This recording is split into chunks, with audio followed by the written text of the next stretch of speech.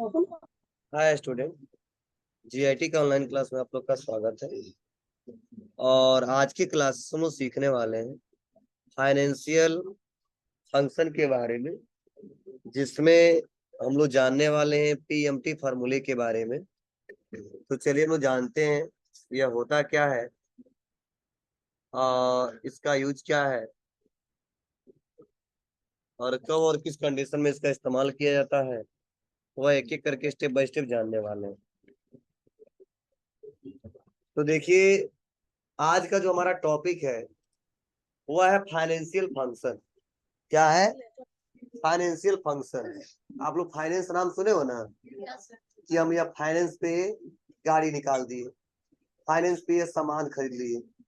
ठीक है, तो जब हम क्या करते हैं, कोई प्रोडक्ट फाइनेंस करा के उसको खरीदते हैं तो उसके लिए फाइनेंशियल फंक्शन का यूज किया जाता है।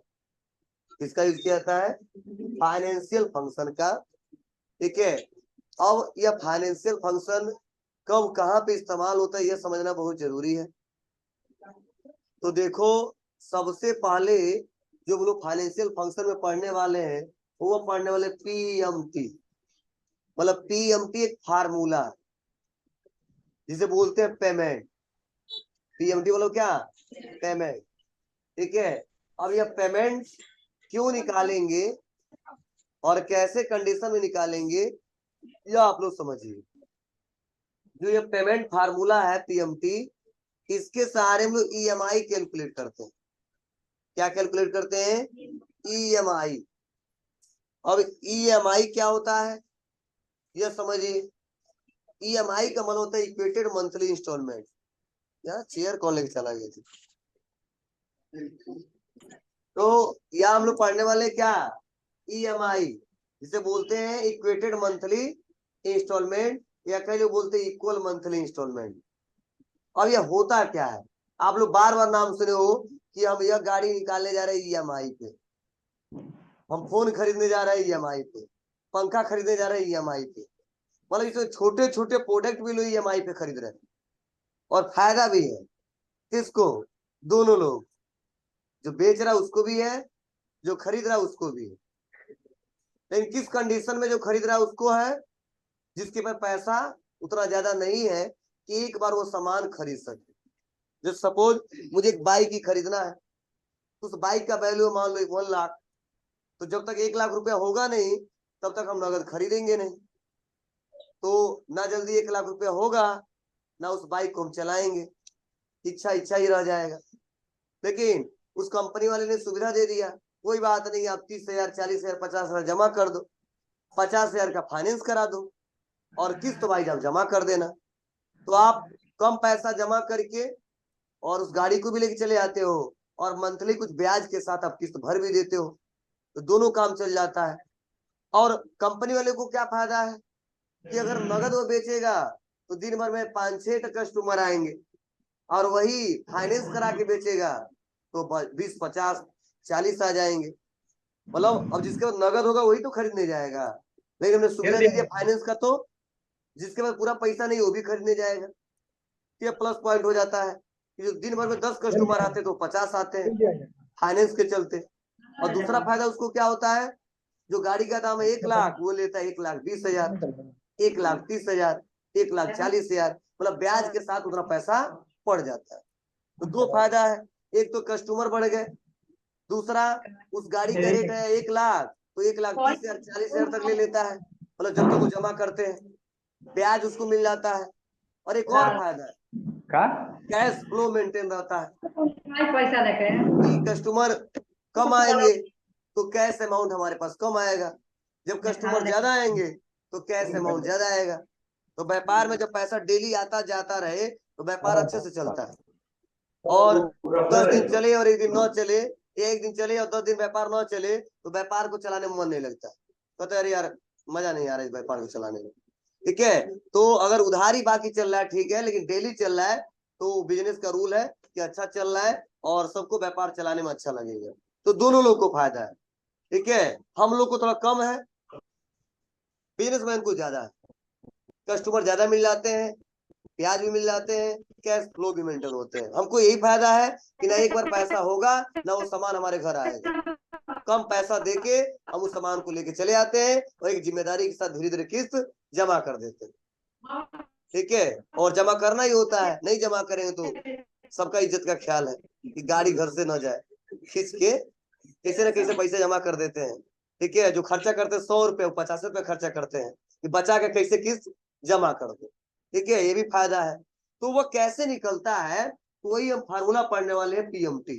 मतलब वो निकलता है किस्त पीएमटी से। ठीक है, तो जो पीएमटी जो फार्मूला है, इसी के सारे ईएमआई निकलता है, इक्वेटेड मंथली इंस्टॉलमेंट। हर महीने का किस्त कितना होगा, इसी बोलते ईएमआई। नाम वैसे नहीं रखा गया है, ईएमआई नाम इसीलिए रखा गया है। इक्वेटेड मंथली इंस्टॉलमेंट का मतलब होता है हर महीने का इंस्टॉलमेंट क्या होगा, इक्वल होगा, बराबर होगा। पहले का भी 10,000, दूसरे का भी 10,000, तीसरे का भी 10,000, जितने महीने के लिए हम किस्त बनवाए हर महीने में अमाउंट उतना ही आए। हाँ, कम ज्यादा कब होगा, जब आप टाइम से जमा नहीं करोगे तब फाइन लगा देंगे। अगर हमने किस्त जमा किया है और हर महीने में 10 तारीख को जमा कर देते हैं, या 10 से 15 के बीच लिमिट है कि जमा कर दीजिए, तब कोई फाइन नहीं लगाएंगे सब। और जब वही है 15 को जमा करना है, 20 को जमा करोगे, 25 को जमा करोगे, तो कुछ पैसा ज्यादा देना पड़ेगा। वही किस्त जब टूट जाता है तो और ज्यादा देना पड़ता है। अब ज्यादा दिन हो जाता है तो नोटिस भिजवा देते हैं सब। उसके बाद से नहीं मानते हो तो गाड़ी खिंचवा के लिए चले जाते हैं। तो अलग अलग रूल है। तो चलिए आते हम लोग निकालना सीखते हैं, वो कैसे निकाला जाएगा। इसके लिए बहुत सिंपल सा रूल है। सपोज मान लीजिए जो हम लोग कार खरीदने वाले हैं, या जो हम कार बेच रहे हैं, जिस फाइनेंस कंपनी में हम काम कर रहे हैं, ठीक है, तो वहां पे उस कार का जो प्राइस है वो कितना है, 5 लाख रुपया है। और हमने बोल दिया कि जो कस्टमर डाउन पेमेंट मतलब 5 लाख में से इतना पैसा दे देगा, उसको इतने पे किस्त बना के मैं इतने रुपए का और गाड़ी के साथ में दे दूंगा। तो उन्होंने बोला कि कोई बात नहीं, 5 लाख का है, मैं जमा कर दे रहा हूँ कितना, 3 लाख। तो उन्होंने डाउन पेमेंट किया। मतलब डाउन पेमेंट मतलब यही है कि वो 10,000 का है, ध्यान देना, वो 10,000 का है और मैंने 2,000 दे दिया। तो जो 2,000 दिए उसे बोलते डाउन पेमेंट किया। और देखते हो हमेशा एडवर्टाइजमेंट कराते हैं सब कि 9,999 रुपए जमा करिए और ये गाड़ी लेके चले जाइए डाउन पेमेंट के साथ। ठीक है, तो ध्यान दीजिए यहाँ पे इन्होंने डाउन पेमेंट किया वो 3 लाख किया, तो जाहिर सी बात है 5 का है, 3 दे दिया तो कितना बचेगा, 2 लाख। अब 2 लाख उसे बोलते हैं लोन अमाउंट। क्या बोलते हैं, लोन अमाउंट। इसी लोन अमाउंट को बोलते हैं कि फाइनेंस का अमाउंट है, मतलब इसी पे फाइनेंस कराते हैं। ठीक है, अब उस कंपनी का रूल क्या है, वो ब्याज ले रहा है सालाना कितना परसेंट, 7%। हम लिखे हैं 7%। मैक्सिमम कंपनियों का 12% लेके 15% है, उससे कम मिलवे नहीं करेगा। ठीक है, 12% लेके 15% मिलेगा। किसी भी एजेंसी में चले जाओ यही रूल है, 12, किसी में 14, किसी में 15, इससे कम नहीं मिलेगा। ठीक है, मतलब कितना भी हो, जितना उस कंपनी का रूल वो लिख देना। हम वो ऐसे लिख दिए 7%, 10% में लिख सकते हैं, 12% में लिख सकते हैं। इस कंपनी का रूल क्या है, जहाँ काम करेंगे पूछ लेंगे और वहां पे मेंशन कर देंगे। उसके बाद हमने लिखा मंथ, मतलब वो किस्त कितने साल के लिए बना रहे हो, 1 साल के लिए, 2 साल के लिए, 3 साल के लिए, 4 साल के लिए, 5 साल के लिए, कितने साल के लिए। अमाउंट जितना है उसके हिसाब से हम बना लेंगे, उस कस्टमर के रिक्वायरमेंट के हिसाब से बना लेंगे। तो हमने किस्त जो बनाया वो कितने मंथ के लिए बनाया, 5 साल के लिए बनाया और 60 मंथ के लिए। ठीक है, तो हमने 5 साल नहीं लिखा है, यहाँ पे लिखना पड़ता है ईयर, और उसके बाद से यहाँ पे लिखना होता था हाई। लेकिन कैलकुलेशन करने में फिर से हमको दिक्कत होती, इसलिए हम पहले गुणा करके लिख दिए है कि 5 साल के लिए है और टोटल मंथ कितना हो रहा है, 60 मंथ होता है। मतलब क्योंकि हम लोग मंथली इंस्टॉलमेंट जमा करेंगे। और देखो किस्त कितना बन गया इसका, 3,960 रुपये 25 पैसा है। मतलब ये 3,960 रुपये 25 पैसा हर महीने देगा। तो समझ जाओ ये जो 2 लाख रुपया है ये भी जमा हो जाएगा, और जो 7% ब्याज है वो भी जमा हो जाएगा। मतलब ये जो पैसा निकलता है जो 2 लाख में समझना, ये दोनों पैसा ब्याज और लोन अमाउंट का कुछ हिस्सा रहता है। ये जो 3,960 रुपये 25 पैसा है, या जो किस्त ईएमआई का बनता है, वो सिंगल नहीं बताता है, वो कहता ब्याज के साथ हम इतना किस्त बना दे रहे हैं। वो अलग अलग नहीं बताएगा इतना ब्याज दे रहे हो और इतना यह दे रहे हो, वो आपका ब्याज के साथ किस्त बना देगा।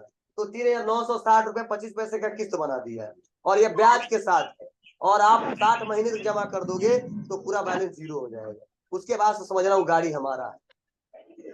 ठीक है, मतलब 5 साल में चुकता होगा।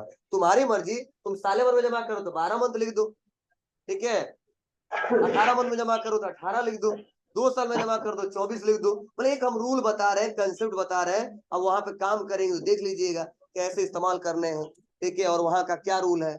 हमारा जो एजेंसी है और जो हमारे कस्टमर आ रहे हैं कितने टाइम के लिए दे रहा है, वो 2 साल के लिए दे रहा है, 1 साल के लिए दे रहा है, 3 साल के लिए दे रहा है, अमाउंट के ऊपर होता है कैसे क्या करना है। चलो तब हम करके देखें, तो चलिए इसको अप्लाई करते हैं हम लोग।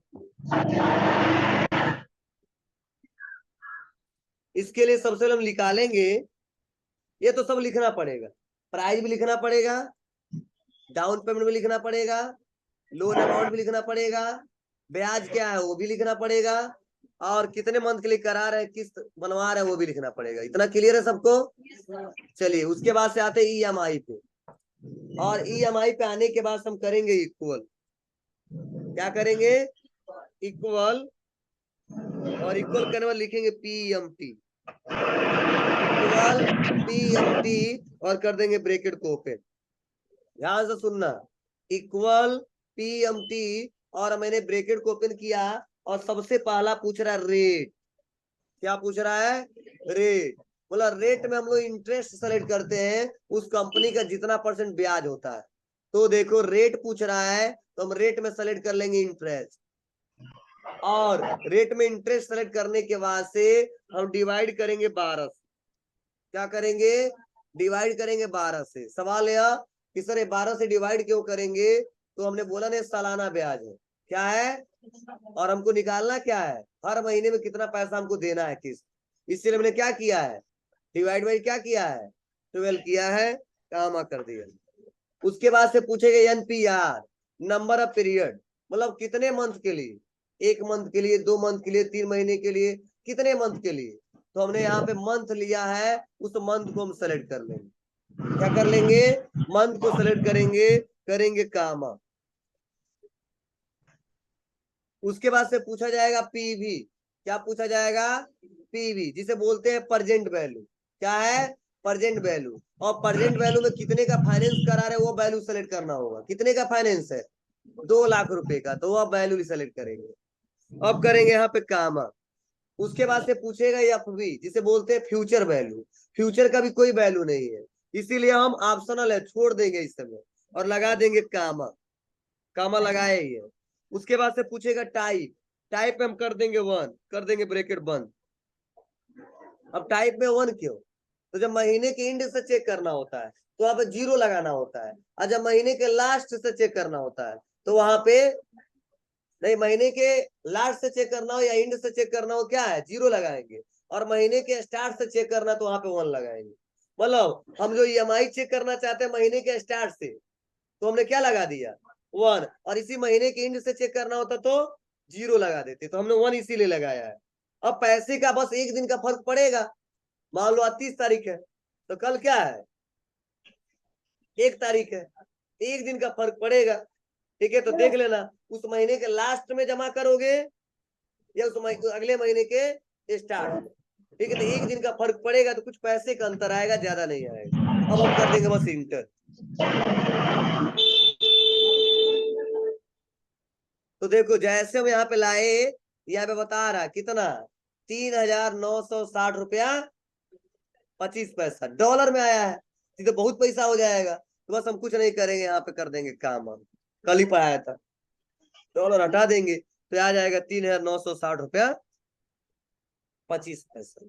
मतलब अब इतना पैसा हम 60 महीने तक देंगे तो समझ जाओ हमारा ब्याज भी चुकता हो जाएगा, और जो हमने लोन पे गाड़ी लिया है जितने रुपए का वो भी चुकता हो जाएगा। और यूं कह लो, अगर आप कैलकुलेशन करो इक्वल करके और लिख दो 3960 इंटू 25 इंटू 60, और 60 करने के बाद से देख लो लगभग हम इतना पैसा दे रहे हैं,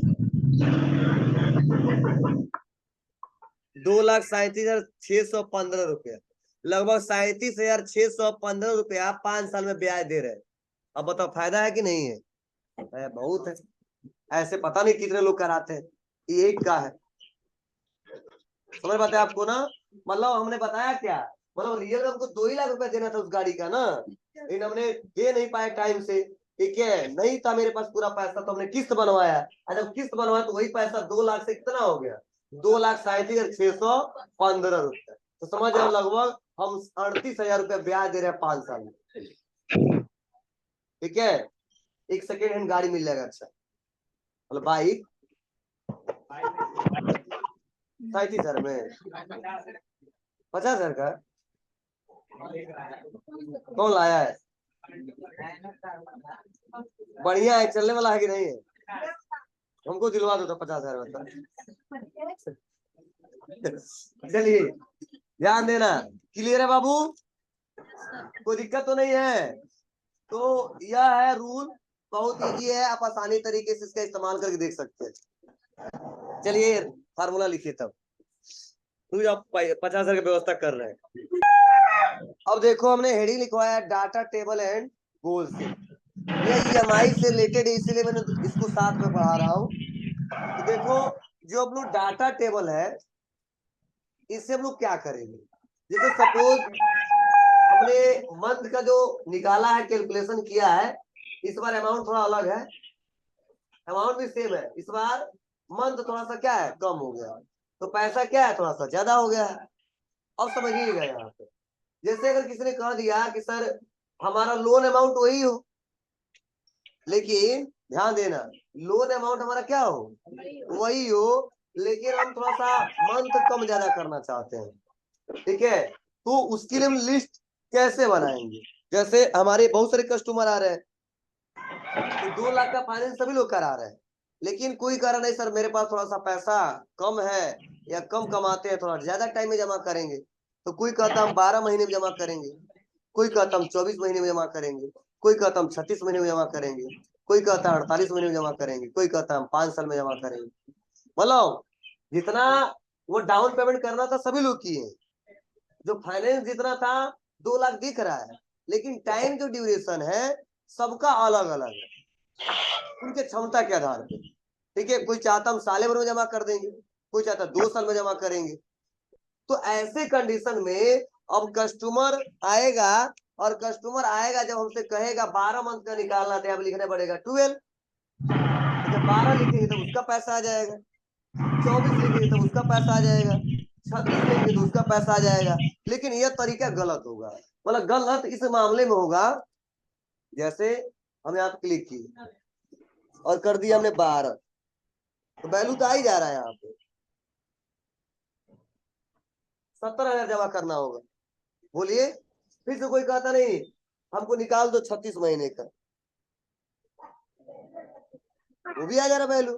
कोई कहता नहीं सर हम 5 साल में जमा करेंगे, उसका भी वैल्यू आ जा रहा है। लेकिन हम जो आएगा कस्टमर उसके हिसाब से हम लोग देखते रह जाएंगे, उससे अच्छा हम क्या कर ले, एक मंथ का लिस्ट ही बना ले, कि अगर 12 मंथ में जमा करोगे तो यह किस्त बनेगा, 18 मंथ में जमा करोगे तो यह किस्त बनेगा। ठीक है, एक टेबल बना ले, उसके लिए इस्तेमाल करते डाटा टेबल का। मतलब हमारा वैल्यू सेम है, ब्याज भी वही है, बस मंथ वाइज कैलकुलेशन हमको अलग अलग करना है। तो उसके लिए ये तो तरीका है कि आप उसी में चेंज करके देखो, तो हम बार बार चेंज करेंगे तो दिक्कत होगी, फिर से पूछेगा दूसरा कोई, फिर से चेंज करेंगे, फिर से दूसरा कोई पूछेगा, फिर से चेंज करेंगे। हम एक अलग से लिस्ट बना ले, तो जो पूछेगा उसकी हिसाब से बना देंगे। ठीक है, बार बार कैलकुलेशन नहीं करना पड़ेगा, उसके लिए हम इस्तेमाल करते किसका, डाटा टेबल का। तो बहुत ईजी है, बस ध्यान दीजिएगा, ध्यान दोगे तो समझ में आ जाएगा तुरंत। इसके लिए हम लोग 2 कॉलम यहीं पे सेलेक्ट कर लेंगे, 2 कॉलम, इसके नीचे आ जाओ, इसके बगल में आ जाओ, कहीं ले लेना, 2 कॉलम हम सेलेक्ट कर लिए और कर देंगे आल बॉर्डर। क्या कर देंगे, आल बॉर्डर, और उसके बाद से हम करेंगे यहाँ पे इक्वल, क्या करेंगे, इक्वल टू, और उसके बाद से जो ईएमआई वाला वैल्यू आया उसको सेलेक्ट कर लेंगे, ईएमआई वाला वैल्यू जो आया है सेलेक्ट करके बस इंटर दबा दे, और इंटर दबाने के बाद से यह वैल्यू देखो, जो वैल्यू यहाँ पे था वही वैल्यू क्या हो गया, यहाँ पे आ गया। अब कुछ नहीं करना, बस मंथ का सीरीज बना लेना है, 12, 18, 24, जो भी है, जितने मंथ का सीरीज बना दिया हमने। और इसको भी थोड़ा हम सेलेक्ट करके बोल्ड कर देते हैं, थोड़ा साइज बड़ा कर देते हैं इसका, जैसे पता चले आपको रियल में निकल रहा है। अब कुछ नहीं करना है, बस दोनों कॉलम को सेलेक्ट कर लेना है और इसको करेंसी में चेंज करना है। किस में चेंज करना है? और कल हम बताए थे कैसे चेंज करेंगे। यही नंबर फॉर्मेट में आके और करेंसी पे क्लिक कर देंगे। बोलो, हो गया चेंज ना? अब कुछ ना करो, बस चले जाओ डाटा टैब पे और यहीं पे एक ऑप्शन आएगा व्हाट इफ एनालिसिस, और इसके अंदर ऑप्शन आएगा डाटा टेबल। क्या आएगा? बस क्लिक करो और डाटा किसमें बनाया हो, रो में या कॉलम में? ये हेडिंग है किसमें बना है? कॉलम में बना है, इसलिए हम कॉलम में आ जाएंगे। और कॉलम में आने के बाद से जो पुराना वाला मंथ है उसको सेलेक्ट कर लें, जो पहले बना कर रखे हैं, बस कर देंगे, ओके, रिजल्ट आ जाएगा।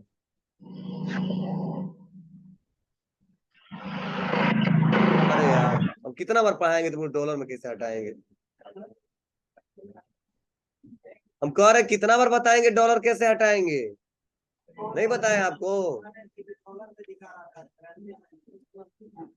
वो करेंसी, वही करेंसी मतलब क्या है? हमारे यहाँ करेंसी रुपया है, वो ऐसे ही अदर कई जगह डॉलर है, कई अदर है, उसे बोलते करेंसी। तुमने यहाँ पे क्यों निकाले हैं? तो कोई ना कोई हमको करेंसी लेना पड़ेगा, या अपने भारत का लो या अदर किसी कंट्री का लो, तो काम करेगा, नहीं तो काम नहीं करेगा। अब इसे बाद में लगाने वास्ते आप क्या कर दो, उसको हटा दो। क्लियर है आपको? सर क्या आया, कुछ समझ में नहीं आ रहा है? आएगा 12 मंथ का कितना आया? 17,000 आया। 18 का देखो 11 आया, 24 का देखो 89 आया, 36 का और कम हो गया, 48 का और कम हो गया, 60 का और कम हो गया। वही वैल्यू यहाँ पे जब आओगे आप लोग, तो वही वैल्यू देखो काम कर रहा है कि नहीं, सही से देखो। मैं 36 मंथ का निकालना हो, देखो इतना आना चाहिए, जितना वैल्यू उतना आया कि नहीं आया? आया है, सही से कैलकुलेशन करता है। बस एक बार हम टेबल बना लेते हैं, तो फिर सब तुम हमसे पूछोगे तो बार बार हमको चेंज नहीं करना पड़ा, बस वहीं से देख के हम बता देंगे इतना बनेगा आपका, कितना जमा करना होगा। क्या हुआ? हाँ भाई, हाँ, कुछ भी चेंज होगा तो नीचे चेंज होगा। जैसे मान लो हम डाउन पेमेंट दे दिए 4 लाख,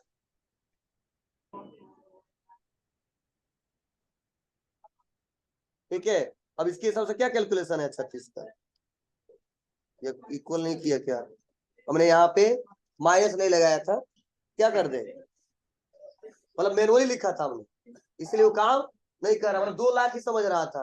तो अब हम इस बार क्या कर लेते हैं, 5 माइनस 4, बोले यहाँ भी फार्मूला लगा देंगे, ऊपर वैल्यू चेंज करे तो हर जगह चेंज होगा। हमने बस जोड़ के घटा के बस लिख दिया, तो इसे मैनुअल हर जगह चेंज हो गया। अब मान लो 5 है और यहाँ पे, या उस गाड़ी का रेट है हमारा क्या, 8 लाख,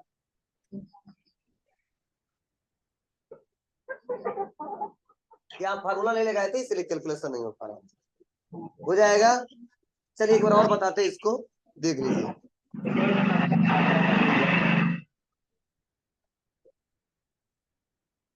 सबसे पहले कुछ नहीं करना है, आपको 2 कॉलम को सेलेक्ट करना है। 2 कॉलम को सेलेक्ट करने के बाद से ऑल बॉर्डर पे क्लिक करेंगे, बॉर्डर लगा लेंगे, अच्छा रहेगा। उसको करेंगे इक्वल, ईएमआई वाले वैल्यू को सेलेक्ट करके बस इंटर दबा देंगे। कोई जरूरी नहीं है बोल्ड करना, इसलिए बोल्ड करें थोड़ा अच्छे से दिखाई दे। और उसके बाद से मंथ यहाँ पे लिख देंगे, जितने मंथ का देखना है,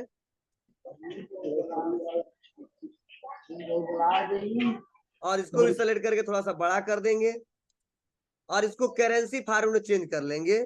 तो सेलेक्ट करके और करेंसी पे क्लिक करेंगे और आ जाएंगे कहाँ पे, डाटा टैब पे, व्हाट इफ एनालिसिस पे, data table, row column input cell, month को सेलेक्ट करेंगे, कौन सा मंथ जो पहले से निकला है, ओके, हटा देंगे।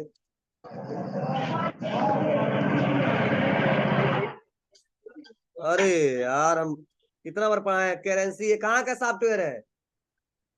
यूएसए का सॉफ्टवेयर है। तू अपने हिसाब से, तू कहीं जाओगे तो अपने गाँव के बतिया करोगे, दूसरे गांव का बात करोगे? तू अपना रूल बताएगा, तू अपने हिसाब से कर लेना उसको, समझे ना? ये सॉफ्टवेयर कहाँ का? यूएसए का है। हम काम कर अपने इंडिया में, तो अपने हिसाब से कर लेना, जो रूल है उसको निकाल लो, उसके बाद अपने हिसाब से चेंज कर लेंगे। बोलिए, हम अपने भाषा में समझ रहे हैं तो अपने भाषा में इसको चेंज करेंगे। वैल्यू वही है, वही पे यूएसए में निकालते होंगे तो डॉलर ही छोड़ देते होंगे, उनके हिसाब से वह इस हम लोग का ₹1 उनको $1 है, बस यही है। अब डॉलर हम लोग का ₹82 हो जाए तो अलग बात है, उनका एक ही बोलेंगे $1, कुछ भी खरीदेंगे तो। लेकिन ऐसा नहीं है, अब रुपया का भी डिमांड बढ़ गया है हर जगह। ठीक है, मतलब पहले लोग क्या करते थे, अदर कंट्री में जाते थे, उसके करेंसी में कुछ खरीदते बेचते थे, लेकिन अब ऐसा रूल आ गया है कि अब रुपया भी अलाउ कर रहे हैं लोग। ठीक है, ऐसा नहीं कि वो ऐसा ही चाहिए हमको, डॉलर में दिखाओ वैल्यू के उसके हिसाब से नहीं। ठीक है, इसका भी अब वैल्यू बढ़ रहा है। ठीक है, क्लियर है, कर ले जाओगे। ये 2 करिएगा, गोल सीख आगे पढ़ाएंगे, आगे मतलब कल।